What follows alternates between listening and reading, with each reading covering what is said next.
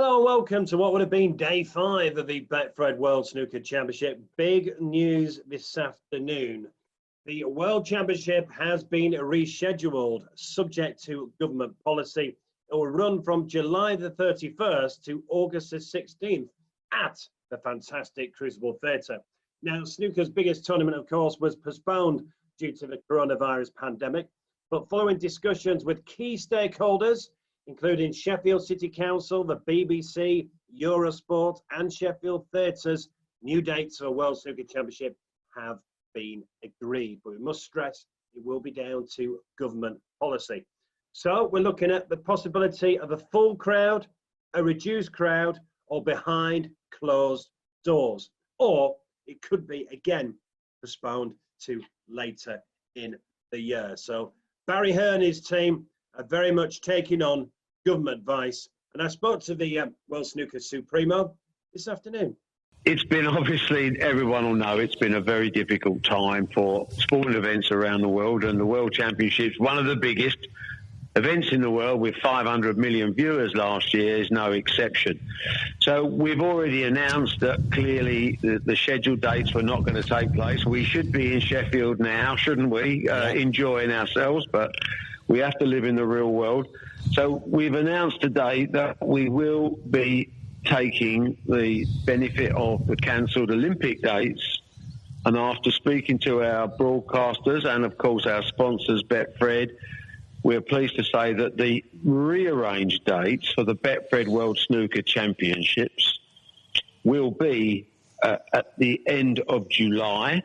So it will start at the end of July and it will go ahead for the normal 17 days into August, subject to government advice and guidelines, full stop. That's how it has to be.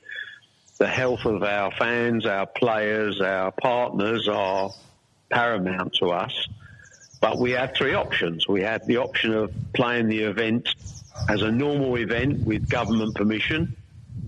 We have the option of playing with a reduced crowd, or at the final stages, no crowd at all.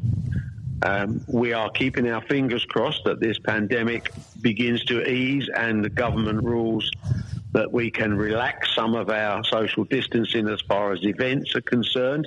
We don't need a big relaxation because maximum crowd is less than 1,000, as we know at the Crucible.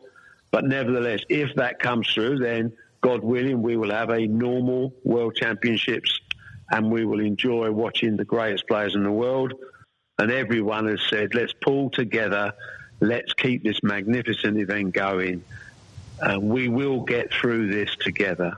And that applies not just to the World Snooker Championships, it applies to the whole attitude towards this dreadful crisis. So what we are saying today is, snooker fans, there's every real chance that your event is going to go ahead as normal, but nevertheless we have contingency plans in place to make sure that the World Championships is not an absentee.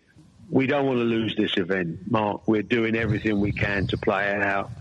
The players need to play, they need to entertain. This lockdown is not easy for anybody, and sport, whatever sport, can give a distraction and entertainment and enjoyment at a time when people might be feeling low. And the World Snooker Championships is one of the world's biggest sporting events. And I think that's a statement from my supporters, from my partners in this event, across the whole ambit of commercial sport, that everyone has pulled and chipped in 100% support for getting this event on one way or the other. And look out tomorrow on our social media. There is a podcast with Barry Hearn, not just talking about the announcement today, but looking back in 1981, of course, when Steve Davis won his first world title. Barry Hearn was his manager. We also talk boxing as well. So if you like your boxing, look out for our podcast. Now, today at the World Snooker Championship would have been Disability Snooker Day. It's the 5th year of this event. It's still happening, but it's happening online. Let's hear from the chairman of the governing body, Jason Ferguson. WPBS, World Disability Billiards and Snooker, is one of those features that goes on in Sheffield every year.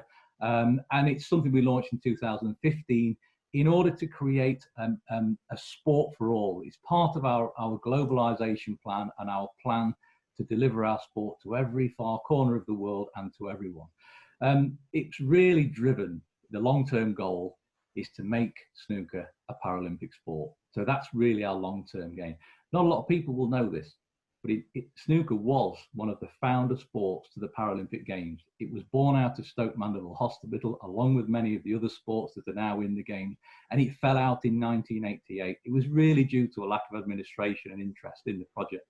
What we've done with WDBS is actually put that administration back in place and build that administration up where it can actually manage a professional event of a high standard with the categories that are required for that type of games. So we're really excited, and you know, every year it's such a great feature, and Q Zone is packed with people.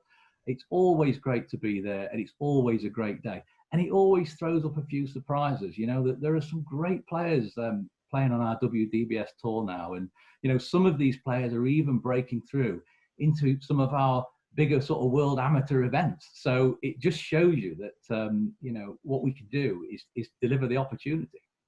So well done for World Snooker putting on these events. So World Disability Day at the World Championships still taking place, but online. Now, I love my history, and on this day at the Crucible back in 1992, Jimmy White hit a marvellous 147 against Tony Drago in the first round. And that year, he reached the final, of course. Remember, he was leading against Stephen Hendry as well. And in the semi-final, he beat Alan McManus. And Alan McManus is our exclusive interview tonight on YouTube and Facebook. So let's hear from the three-time semi-finalists talking about that match against Jimmy White. I remember feeling, it's more feelings that you remember. I remember playing Jimmy, and I felt he was too strong for me. That was at that time, there was the big four, obviously, Davis, Hendry, White and Parrott. And I just wasn't equipped to sort of deal with him, you know. I mean, the occasion was one thing, but Jimmy was still very, very much a top player then. You know, he'd won the UK. Well, I think he went on to win the UK that year. Maybe 4 or 5 months later, he won the World Masters the year before that in '91 at Birmingham. He was just too strong, and he beat me handsomely. I can't. It was 16-7 or 8. I thought I had a chance, but when I got into the match, I thought, nah, he's going to be too strong. So that was my memory from it, and I was never really in the match, unfortunately. But you know, there we go. Yeah. Well, let's be honest. Jimmy probably should have won that year, shouldn't he? I mean, he was 14-8 up in that final against Stephen Hendry. Yeah, I mean, I remember the final. Obviously, I was home by this time, and I remember Jimmy was leading, and then the final day, I remember thinking, right, Jimmy's going to. But you can't, obviously being Scottish, and Stephen had this reputation that if you kind of leave the door ajar, he ain't going to, you know, he's not going to renege on the opportunity. And when he potted that, was it the famous brown or whatever it was from the White in the jaws of the middle pocket? When he potted that, I thought, this is going to, Stephen's going to win here, and obviously won the last 10 frames to lift it again. Yeah, check out our exclusive Alan McManus interview, 7 o'clock tonight on our Facebook and YouTube channels. There's also an interview with John Higgins on there as well. Coming up over the next few days, we're going to hear from former world champions in Stuart Bingham and Neil Robertson as well. So the World Championship may not be on, but we're going to try and bring you plenty of interviews with players and some great memories. And that's what World Snooker are doing at the moment. They've got a nightly series called Crucible Gold. Tonight, we're looking at the best bits of Ding Junhui. He reached the final in 2016. He was superb that year, but not as good as Mark Selby. He was phenomenal in that final. Right, that's it from me. I'll be back tomorrow. Stay in and stay safe.